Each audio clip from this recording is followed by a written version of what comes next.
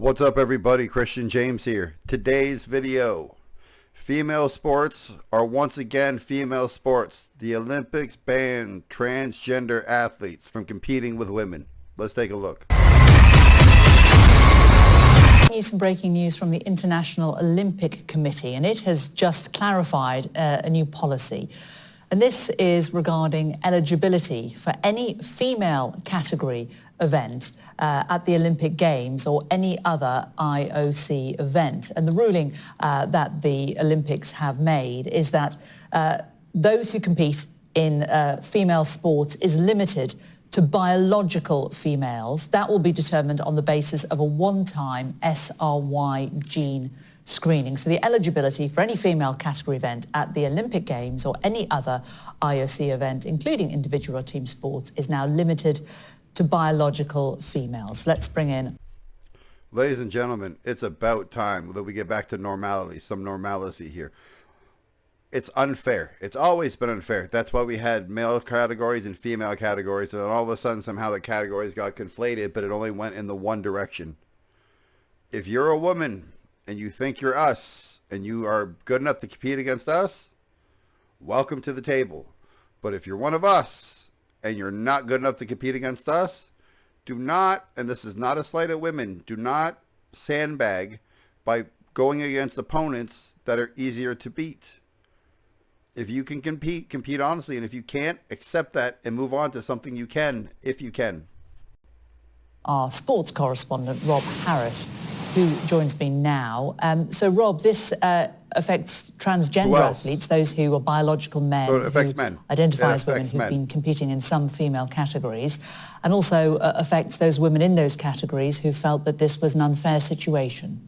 Yes, this is a landmark decision by the International Olympic Committee banning transgender women from women's events at the Olympics. So only biological women will be allowed to compete from 2028, the LA Olympics and onwards, in those women's categories. It comes particular after pressure from Donald Trump. Just last night he was speaking about this, saying that men playing in women's sports should not be allowed. That's very important. And the IOC have been listening also to growing pressure that they've been facing. Athletics, one of those sports that took the lead under Spasti and co, deciding that if you were born, if you were male at birth and you've gone through... Don't do the word fucking game, okay? If you're a dude who thinks he's a chick, you still have to compete against dudes. And if you're a chick who thinks she's a dude, you still have to compete against chicks until you're good enough to compete against dudes, and that's not going to happen.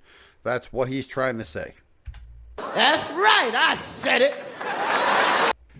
Any sort of hormone treatment, then you are still restricted from those women's events. Now, we have been hearing from the International Olympic Committee President Kirsty Coventry, and she said that the policy, the new one, is based on science and has been led by medical experts. We need medical experts for boys and boys and girls and girls. The smallest margins can be the difference between victory and defeat. So it is absolutely clear that it would not be fair for biological males to compete in the female category. In addition, she says, in some sports, it would simply not be safe. And this has been one of those challenges for sports to balance fairness and inclusivity versus safety in sport as well. So what might seem discriminatory... It's not discrimination, it's fair, right? That's why there was male categories and female categories. That's why there's junior. That's why there's A, AA, AAA, and so on. That's why there's categories. So children don't play against adults. Women didn't play against men. The handicapped didn't play against the completely able, whatever. There's always... Sports are inherently dangerous, especially ones involving contact. And you might think, like, basketball's not a contact sport. Yes, it is. They're throwing elbows. They're jumping in your face. They're landing on your feet. They got to move quick, right? Hockey, definitely a contact sport. It's the only sport I know that allows fist fighting. Football, American, right? Soccer even, whatever you want to call it, European football. To a degree, there's contact. Tennis, well, that one's fair. Have it. Golf, go ahead. But again, if you're good enough to compete at the highest level, those are non-contact sports. They're more like activities. But like the case of Fallon Fox, where they were doing MMA, and it was a biological male competing against a biological female, and it went horribly wrong for the female, and the male didn't even say that he was a male. For transgender women, the fact they are restricted from female events, that has been balanced against how fair sport is if you do have those advantages having gone through male puberty and you are competing in women's sports. Also, the safety issues, particularly in sports like boxing, if you are a transgender woman competing in women's events. Now, there will be one-time gene testing. We've already seen it introduced in athletics last year. They introduced this testing to determine your biological sex, and this is something that they say will be introduced by the International Olympic Committee. What has changed? Well, in the last year or so, Kirsty Coventry became the IOC president, replacing her predecessor, Thomas Bach, who's very much against any sort of looking at a blanket ban. Previously, the Olympics had left it to each individual sport to decide on gender eligibility.